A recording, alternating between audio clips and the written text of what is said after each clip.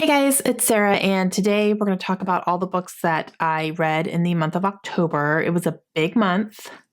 I'm going to try to keep it a little brief, so this isn't super long, but I did complete 10 books, and then I had 2 DNFs this month. So, very interesting. Okay, so we have a lot to talk about. Let's get to it.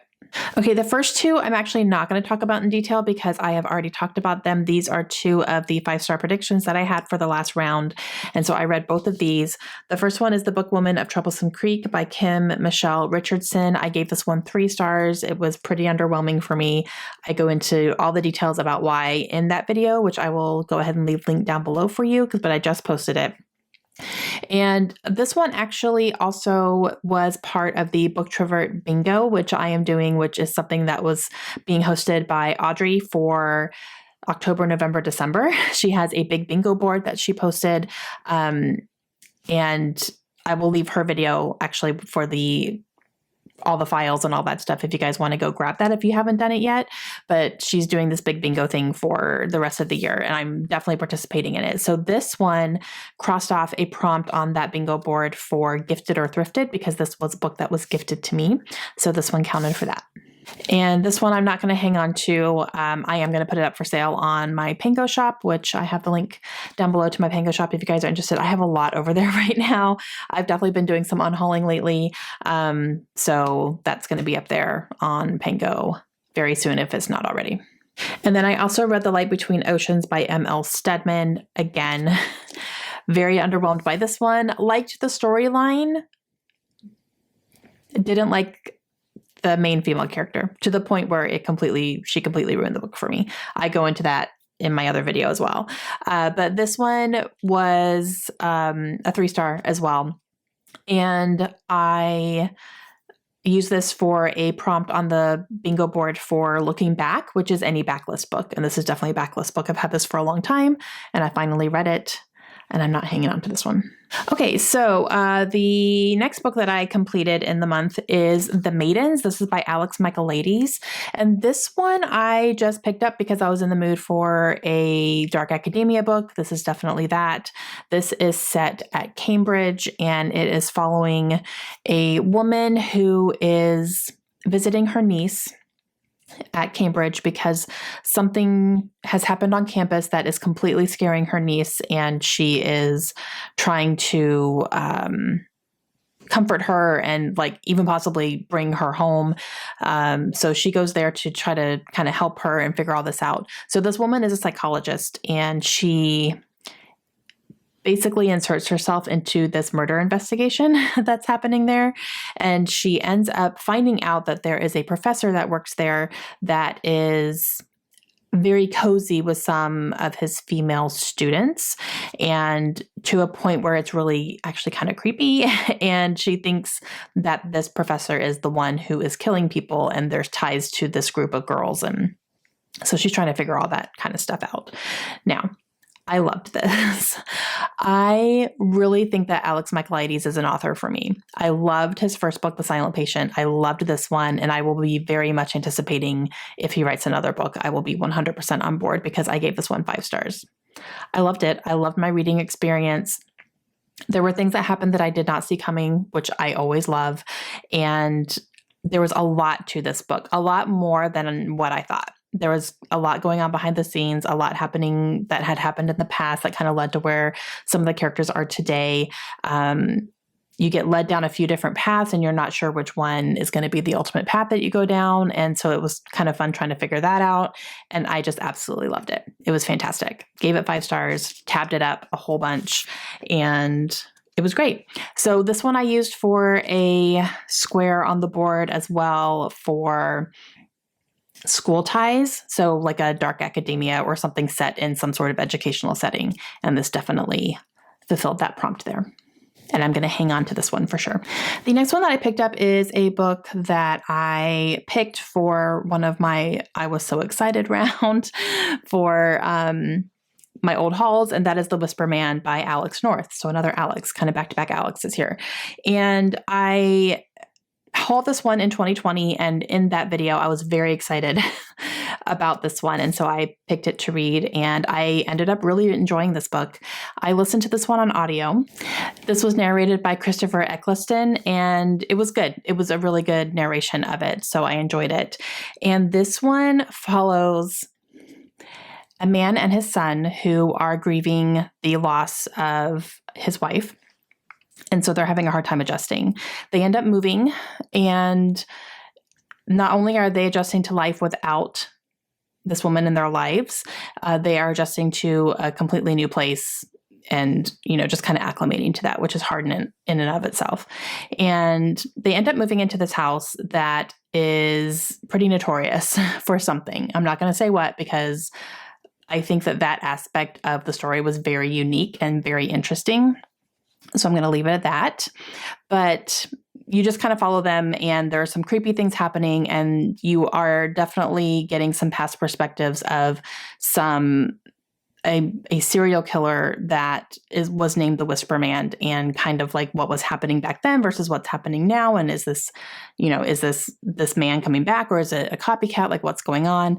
And it was very interesting. I really enjoyed it. It was very creepy. And again, a very unique type of situation that I have never read in a book before. With all the thrillers that I've read, it was very unique. So I thought that was really something cool. So I did really enjoy this one. I gave it 4 stars, and I used this for a prompt on the bingo board for murder they wrote. So something that involves a murder. There's definitely murder in this book. And I'm going to hang on to this one. I do have The Shadows to read by Alex North as well. And I know he has another one coming out soon called The Angel Maker. So we'll see about those. But for now, I'm going to hang on to it because I did really enjoy it. So yeah. Okay, and now we are going to go into the books that I read for the Catch-Up-a-thon, which was a readathon that I did in the month of October, where it was centered around Book of the Month books and catching up on some of your Book of the Month books that you've had sitting on your shelves for a while. And it was hosted by Krista from Books and Jams and Amy from Amy's Bookish Life. And they created this whole prompt situation where you build your own burger, and you basically what the prompts are for each aspect of like a burger is what your final order will be at the end of the readathon. So it was a lot of fun. So I tried to read based on what I would actually order at a restaurant, and I did it. I really did. It was a lot of fun. So we're going to go in the order that I read them, and then I'll tell you what that fulfilled and what my final order was for that. But the first one that I read was Mexican Gothic, and this is by Silvia Moreno Garcia. And this was for the prompt of your burger patty. So what type of burger patty that you would be ordering. And this was for the beef patty, and that prompt was for the oldest book of the month on your shelf. And this was in the box, the very first box that I ordered when I signed up for Book of the Month. This was in there. And I finally just now read it. But yeah, so this is, I hesitate to call it a horror book because it definitely got creepy and kind of, more than anything, it got gross. This was a gross book, you guys. If you don't like, there's some body horror in it. It wasn't over the top body horror. I've read worse, but there is some of that in here. And just like, it's hard to talk about without spoiling, so I don't want to do that. But it involves this house, and there are things that are happening physically to the house. And so that was kind of like more of the creepy stuff and the gross stuff. So I'll say that. But we are following this woman who ends up traveling to a different town in Mexico and trying to convince her cousin to come back home with her because her and her family are feeling that her cousin is in danger with the man that she married and dangerous situations and stuff. So she is going over there to visit with her and to covertly try to scope out the situation and see, is she really in danger? Is she okay? We're getting cryptic messages from her, and we just need to make sure that she's going to be safe. And then come to find out, there's stuff going on at this house and with the family that lives in this house. And she kind of gets roped into all of that. Okay. I read this physically, and I don't know. I just didn't really like it that much. I it just was, I don't know. I felt like it was trying to be something, but it didn't quite land that way for me. And I just didn't really enjoy it. Like by the time I was done, I was so over it and I was ready for it to be done. I just wanted to finish it to be done. I felt like the explanation for what was happening at this house really fell flat for me. I just went, really? Really? And I didn't predict it.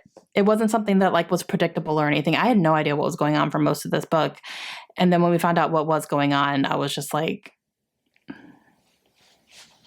all right. It didn't sit right with me at the end. So I'll say that. Her writing is good though. Like she's a good writer. The way that she wrote and the sentences she was writing, they were good. I just didn't like the way that the story went. So there is that. There is also a love story in here that I did enjoy. Actually, I did like the love story, but I don't know. It was very weird because there was like a couple aspects that I liked of it. The writing was really good. I did finish it.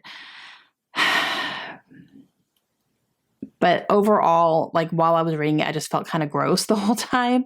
And I just didn't like the way that the story ended up unfolding. But so I ended up giving it 3 stars because I did like the writing and I did like a couple things about it. So it wasn't like a complete miss, but it wasn't as good as I was expecting based on what a lot of people have said. So I guess we're going to just go with that. So this was a beef burger patty for me. And I also used it for the bingo square of a cover up, a book with a beautiful cover. This 100% has a beautiful cover. I love this cover of this book. It is so gorgeous. And I'm not going to be keeping this one on my shelves. Okay, the next one I read was Firekeeper's Daughter, and this is by Angeline Boulley. And I listened to this one on audio, and it is narrated by Isabella Starr LeBlanc, and she did a great job, a really great job. It was a good audio. And okay, so this one was for the prompt. I doubled up this one. So I used it for cheese, which is your longest, basically your longest book. It was supposed to be a book over 500 pages. This one is like 486 or something, like in the high 400s. I did not have a book of the month that was over 500 pages, so I just picked the longest one on there. So that was for cheese. And then I also used it for all of my condiments because you had ketchup, mustard, and mayo, and those are for the 3 colors. So red, yellow, and white. So if you read anything with whatever color of the 3, that would be the condiment that you get on here. And this one has all 3. So there's red on here, like right here. There's yellow, obviously, with the fire and the sun, and in here as well. And then white is the background. So it covered all 3 condiments. It was kind of perfect. So I knocked a whole lot of my burger out on this one and knocked out my longest book of the month book. This was also a book that was recommended during our virtual reading retreat, which was awesome. So I got to read something from there that was a high recommendation. And I really enjoyed this one. So it was kind of interesting because I was enjoying it. So this follows a young girl who is part of a Native American community, and their community is really being infiltrated by drugs. It's becoming a really big problem. She knows a lot of people who are starting to use and get addicted to these drugs, and no one knows how the drugs are coming in or where they're getting them from. And so they're trying to get a handle on what is going on in their community and, how can we get this to stop? This also has a very heavy hockey element to it because that is the sport that a lot of the people play. This is set in Michigan. And so you see this girl, she's in high school or just out of high school actually. And you, see her working to try to figure out what in the world is going on and how they can stop this drug epidemic basically within their community that's trying to take over. That's the gist of it. There's a whole lot more to it, obviously, but I don't want to give too much away because I went into this not knowing a whole lot, and I think that's the best way to go into it. Okay, so thoughts. The big thing that I struggled with this book is that I think it's being marketed to a lower age range than is appropriate. This is a YA book. YA is categorized under ages 12 to 18. That's considered young adult. I would not give this to my 14-year-old. There was way too much sex talk in here for me to be comfortable giving it to my 14-year-old daughter. And not just sex talk, but very casual sex talk. Like, obviously, we're having sex, and obviously, we're doing this, and obviously I'm thinking about him naked, and okay, all right. Now it made sense to this story because these are 18, 19-year-old people. So technically they're adults. So I would classify this as an adult book, to be honest, or like new adult, but that still categorizes under adult if we're looking at hard publishing numbers. So that's what I took issue with. Like, I would not be comfortable giving this to anybody younger than maybe 16 or 17. And that's the high end of young adult. So I just I struggled with that. I was like, I think this is geared towards a younger audience, and I don't think that that's what it should be geared towards. So I would put this in the adult section, coming from a mother who has a 14-year-old daughter who would be shopping in that area. So there's that. That's something that I definitely took the issue with. The story was really good. I do think a lot of the story, though, could have been cut out and made this a lot shorter, and it would still be a good story. There was a lot of things in here about the way that the drugs are manufactured, and I did not care, and it kind of took me out of the story quite a bit. And so just kind of things like that. And just, I don't know, there was a lot of just like extra stuff, some things that I felt were a little bit repetitive that could have just we could have taken out 2 or 3 of those paragraphs and it would have been fine. So just stuff like that. And there's definitely some warnings in here for obviously drug use and addiction. There's also sexual assault and rape in here. So that's definitely a thing. And like I said, a lot of sexual talk as well. So, but overall, I did really enjoy the story. I thought it was good. And again, I went in not knowing a whole lot. And I think that's kind of the way to go, because I was, pleasantly surprised by quite a few things in here, because if I had known some of that stuff going in, I don't know that I would have enjoyed it quite as much. So it was good. It was a solid 4-star. I'm not going to end up keeping this one on my shelf for the long haul. So I just don't feel like it's not something I would ever read again. I'm glad I read it. I know the content. I know who I can recommend it to, but I don't feel like I need to keep it. And for the bingo board, I use this for the prompt of something, a debut or something new. This is her debut novel, so I used it for that. And now we're going to talk about this book, which is easily my favorite book of the month and might be on my favorites of the year this year. Like, it might be on that list. I'm pretty positive it will be. Daisy Darker by Alice Feeney. You guys, okay. I'm going to try my best, but I literally can't say much about this book. Okay. So this was for the prompt for the readathon for Bacon, which was your most anticipated book of the month book.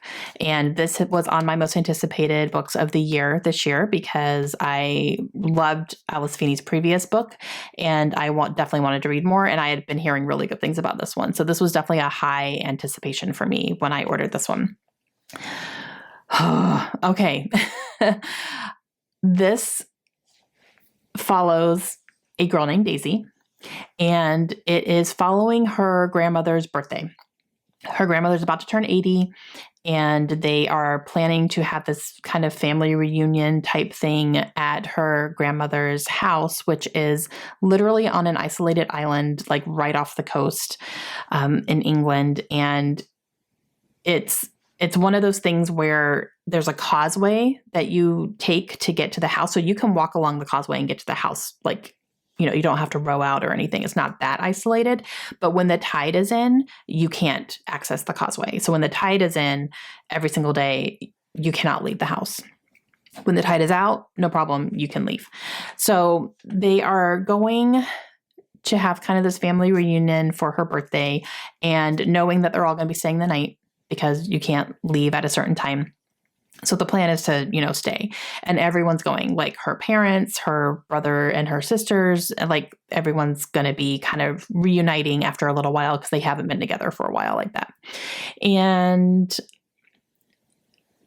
Yeah. So I'll go into like what the synopsis says because it's on the jacket, like, and that's not a spoiler because it happens pretty early, but grandma dies at the party. And so from there it's what? And grandma doesn't die by natural causes. So that's the thing. So who killed her? Who has motive to kill her? It has to be someone in the house because we are the only people here. No one could have come over and, broken in and killed her. That's not a thing. And so it turns into what in the world is happening? Who did this? Secrets are coming out. Memories are being relived and questioned. And you see just how messed up this family is. It was so good. So good, you guys. It was so good. I tabbed this like crazy. I have so many book darts in here. It's insane. And I absolutely devoured it. I loved it. I wanted to keep picking it up. I got mad when I had to put it down. It was fantastic. That's all I'm going to say. I can't say anything else at all. There was so much more to this than I was expecting, and it was just fantastic.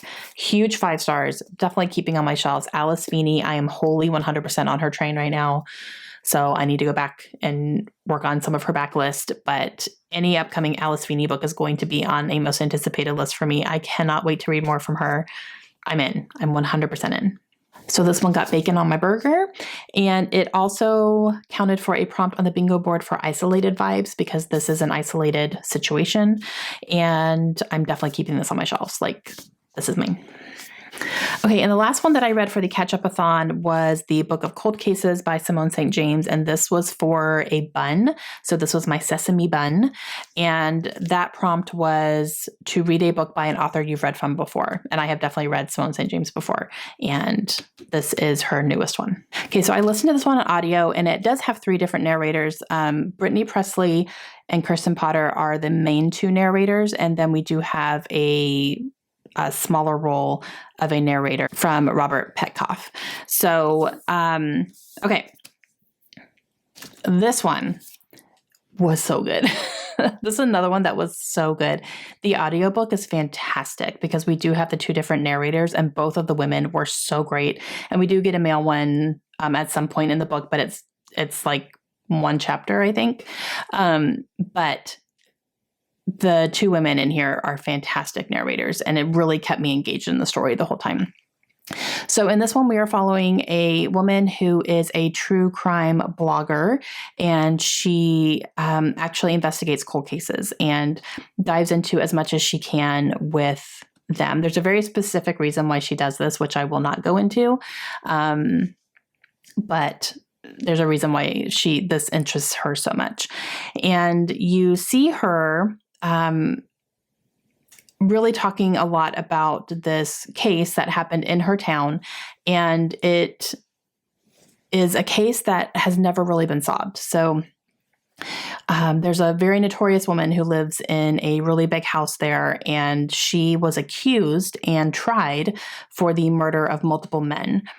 And she was acquitted because no one could ever provide the proof that she did this. And of course, this was before all the forensics. This happened like in the 70s. And so there wasn't the technology that we have today to be able to pinpoint people. And so she was acquitted because they could never provide sufficient evidence that she actually did this. And so she really lived a reclusive life after that because she was in the public eye so much about it because everyone still believed that she did it, but you just couldn't prove it. So it was one of those things. So she kept to herself, and she ends up having a chance meeting with this girl, and they strike up a conversation, and the girl ends up really saying, I would love to interview you. Here's what I do.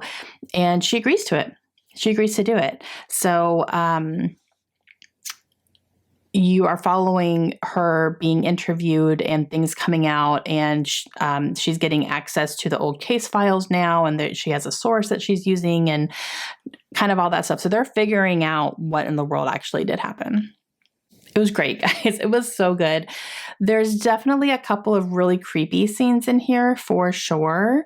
I will say that, but it's not over the top. It's nothing like super crazy or, like I would give this to someone who doesn't love like super duper scary stuff. I would still give it to them. But there's a couple things that are kind of like, but it's nothing insane. But this woman can write a book. I'm telling you, she's becoming a favorite of mine for sure, especially her newer stuff. So loved it. It was a 5-star read for me. Absolutely. I'm keeping it. And I absolutely loved it. And this one was counted on the bingo board for a group effort because there is a full cast audio. So multiple narrators. So a group of people put this together in order to do the narration. And so I counted it for that one. Okay, so my final burger order was a beef patty on a sesame bun with cheese, bacon, mustard, ketchup, mayo, and then a side of large fries. So the fries were like activities that you could do during the month. And I checked, if you check off 3 or more, then you have a large fries. And I definitely checked off 3. So it was a lot of fun. Okay, so next is a book that I had picked up in September, and I picked it for Bookoplathon, which I never really completed. That was an epic fail for me this year. And it had sat on my nightstand for a while, and I was like, I just need to pick this back up and read it because I was starting to read other stuff. And that is The Ickabog by J.K. Rowling. So this is one that I picked. I think it was a chance card that my daughter Layla had written down for me. And so I was, I definitely wanted to pick it up, and I did. And this one was a disappointment for me, which really stunk. And it's really weird because I really, really like the concept of this book. This is definitely a fairy tale-esque book, and it's for children. And the cool thing about this is that there are drawings and illustrations in here that are done by children, like actual children in the world here. So, like here's one, and each illustration is done by a different person. And what I really liked about it is that the concept of this, and it's explained in the beginning of the book. J.K. Rowling herself wrote about the concept of the book and how it came to be and all that and why she did it the way that she did. So this is a story that she started a very, very long time ago and just kind of like put away and never finished. And then when the pandemic hit, she pulled it back out and kind of dusted it off and decided, I think I'm going to see this one through. And so she did. And then she got the idea with all of these kids stuck at home because all the lockdowns had started. What if she did some sort of artistic contest? So it became a thing where people were able to access this book online and read. I don't know if it was the entire book or just part of it or something. I don't know exactly how she did that, but kids were able to draw their own drawings based on what they read and send them in as a competition. And then I don't know if she picked the drawings or if the publishers picked the drawings. I'm not sure how that worked, but drawings were picked to actually be published into this book, And so I thought that was such a cool idea. I really loved that idea. And how cool for a kid to have one of their drawings in like a published book by the writer of Harry Potter. How cool is that, right? Like that's just, to me, is amazing. But let's talk about the content of the book. I didn't really like it. I didn't really like the story. I thought it was weird. I mean, I don't know. It wasn't that weird, I guess. I'm trying to think of it as a kid. Like, I think maybe the kids would react to this a little bit differently than me. But I don't know. It was kind of all over the place a little bit. I think it got more interesting towards the ending of it. But even still, like, I was ready to be done. So I don't know. I like the concept of it. I love the drawings and that there's kids' drawings in here, but I didn't love the story. So the Ickabog is a creature that lives in this kingdom or that lives around this kingdom. And the Ickabog has always been a myth. No one has ever seen one. Some people don't even believe that it's real. Some people do, blah, blah, blah. There is an encounter that happens between the king and this monster, and it's like kind of mass chaos. No one really knows what's going on. Some accidents happen along the way. And so when they get back to their kingdom, everyone is told that the king like scared off the Ickabog and he's so great and blah, blah, blah, and praise your king. But there's also an opportunistic person in the king's court who takes advantage of some situations, and he comes into power because of it. And it's just like lie upon lie upon lie, all to keep the people of the kingdom servants to them. And that was definitely over the top for me. I was just like, oh my gosh, really? But then we have a group of kids who decide to figure out if the Ickabog is actually real, because there's starting to become evidence that it's not. So you follow their adventure as well. I really wish the story was better for me, because this could really be like a cool thing to have. I haven't decided if I'm getting rid of this yet or not. I don't know. For now, I'm going to maybe hang on to it, but we'll see if I end up keeping it for the long haul. So it's not going to go on Pango, at least for right now. But yeah, I don't know. I might see if my daughter's interested in reading it. Or maybe her teacher would like a copy. We'll see. But I ended up giving it 3 stars. It would have been a 2 if like I hadn't loved the concept so much and the artwork and like all that kind of stuff. Book-wise, it's a 2. Content-wise, it's 2. But I don't know. It's probably a generous 3. Okay, and the last one that I finished, and then I'll talk about the DNFs, but the last one I finished is Alex Cross's Trial by James Patterson and Richard Delayo. Okay, so I listened to this on audio. It was narrated by Dylan Baker. I didn't love the narration. I thought it felt a little bit cheesy to me, but that's okay. I did listen to the entire thing, so it wasn't cheesy enough that I stopped listening. But this is part of the Alex Cross series. However, it's definitely one that can be read as a standalone. You don't have to have read the rest of the books in order to read this one, because this one is set in the early 1900s and it just follows one of Alex Cross's ancestors. So that's what this is. And I was sent this from Lindsay for our Christmas book exchange a couple of years ago. So and I knew that this was one that I wanted to go ahead and read because I wasn't sure about James Patterson anymore. And the only James Patterson books I've read have been the Alex Cross series. And I think I read maybe 7 of them a long time ago. I don't remember the last time I read one, to be honest with you. So I wanted to just kind of dive back into his writing a little bit just to see if I would maybe want to get back into it. And the answer is no. I don't want to get back into it. So this one, like I said, follows Alex Cross's ancestors, and it is set both in Washington, D.C. and in Mississippi, mostly in Mississippi, but there are quite a few scenes in Washington, D.C. as well. And we're following a man who is a lawyer, and he is given a task by President Roosevelt to go down to Mississippi in his hometown where he's from and to investigate about some lynchings that are happening down there. Because we're talking Deep South, 1900s. There's a lot of racism in this book, like lynching mobs, that type. Klan is in here, that type of stuff. So huge tone in this one, or like the main point of this one. So we follow him going back to his hometown, reuniting with some people that he grew up with, seeing how the town is going, and seeing if he can figure out how to stop these lynchings. And Roosevelt wants him to do that because he wants that he wants that accolade under his presidency that he was able to stop this kind of stuff. Okay. I like the concept of the book, and I will say it started out pretty strong for me. I was like, oh, this is actually kind of interesting. Like, I'm into it. About halfway through, it started getting very repetitive and predictable at the same time. It was like, oh, here comes another mob. Oh, yep, the mob's coming again. Oh, here we go. It was just over and over and over and again. And I felt like I was kind of reading the same scenes. And even if they would refer to one of the scenes that had happened, I was like, wait, which one was that? Because there was 5.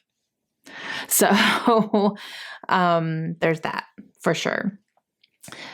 And the main character made some really questionable decisions in regards to his marriage, which was on the rocks. But he did some things down in Mississippi that made me go, but I thought you loved your wife so much. Like, you were just begging her to take you back. Why are you doing this? Like, it didn't make sense to me. And yeah, so I don't know. It started strong and then just really tapered off very quickly and gave me the concerns I had about James Patterson that made me question whether or not I was going to keep reading. And it kind of solidified those concerns for me. So, yeah, this was a 2-star in the end. And now I know. So now I have an informed decision. I will not be reading any more James Patterson books. Like, I'm good. There's a lot more other things out there that I want to read. So, yeah, but this one also did count for one of the bingo squares, and that was a World Series, because this is part of a series. And I know it's not like in the present timeline of the series, but it is like there's an actual series number in here for the Alex Cross series. So I'm counting it for that. And now I'm done. So I will be selling this one. Okay, so I do have 2 DNFs that I'll talk about very briefly. The first one was on my Kindle. It was actually a NetGalley book, and I DNF'd it, but I didn't like it. And that was Daddy. This is by Emma Cline. This is actually a book of short stories, which I did not realize when I first requested it a very long time ago. This is definitely an older release, but this is a collection of short stories that follow men and situations that they are in with their lives. And this kind of gave me the feelings of why I don't really read short story collections, because I don't feel like I get enough time with the characters to care. It's very, very slice of life. And the couple of stories that I read were very depressing. And I was just like, I don't want to read this. I just don't. I don't want to read it. It was very sad men. And I'm like, I'm good. I'm okay. But I don't feel like I get enough time to care about the characters, that when it's over, or maybe I start to care a little bit and then it's over and I'm like, okay, well, that's done. I just don't feel like, I don't know. Short story collections for me are really hard unless they are part of a series that I already have background knowledge and I already know the characters. You know, like I read the short story collection for the Lunar Chronicles because I had already been with those characters and I loved it. And I thought it was great. So it just adds context to what I already had. But just straight standalone, nothing else, just the short story collection, I don't think I can do it. So I don't think that's something that I enjoy. And now I know that for sure because I DNF'd this. So yeah. And then the next one that I DNF'd, you guys. Oh man. Yeah. Jenna Jameson, her autobiography. I got more than halfway through this book. I thought this would be something that I could kind of fly through a little bit because while it is very long and chunky, there are a ton of pictures, like full page pictures in here. And there's like pictures of diary entries and kind of transcript-y type stuff. There's a couple little spreads that look like comic books, which is that was kind of cool. So the format in here is really neat. And I was enjoying it at first, but a little bit more than halfway through, I really was just kind of over it. And I actually even skipped a whole section in here because it was like her and her dad and her brother literally just sitting around and it looked like a transcript. So I'm like reading a conversation about them reliving some memories from their past. And I did not care. And it was kind of boring. So I skipped over that whole section. Yeah. So I picked this up because I was interested in her as a person. I was interested in how she got into the industry that she did, why she made that decision, things that were happening in her life at the time and how she kind of rose to be very successful in her career. And I feel like I got the gist of that for sure. Not necessarily how she became super successful because I didn't quite get that far, but I kind of don't care. So I felt very done reading this and like picking it up started to feel like a chore. So I was like, okay, I'm good. I got the gist of her background and how she grew up and what was happening in her life, how she got into the industry, all the little baby steps that happened. So I feel like I got that. I also feel like I got that when she was making some of these decisions, she was actually pretty smart about it and doing things. She was thinking about things, like thinking about future things before she made a decision, which I thought was really smart because not a lot of people who are in this industry can do that, or choose to do that. They're just trying to make the money. And for her, it was about more than the money. So yeah, very interesting, but I don't want to finish it. So I'm good. I got it. I'm all right. So I did DNF this one. So I'm not giving it a rating because I didn't finish it, but yeah, it's all right. I'm definitely going to sell this one. Maybe someone will buy it. I don't know. We'll see. Okay. That was my very big October wrap up. I feel like I've been talking for a while, so sorry about that. I tried to keep it brief, but finished 10, DNF 2, feel pretty good about all that. And it was a good month because I read some really, really great books and then some not so great books. So it was a little bit all over the place with that, but overall I'm very happy with quite a few of these. Okay, let me know your thoughts down below. What did you read in October? What was your favorite? Did you have any DNFs? Did you have any you were disappointed in? And let me know all that down below, and I will talk to you guys again soon.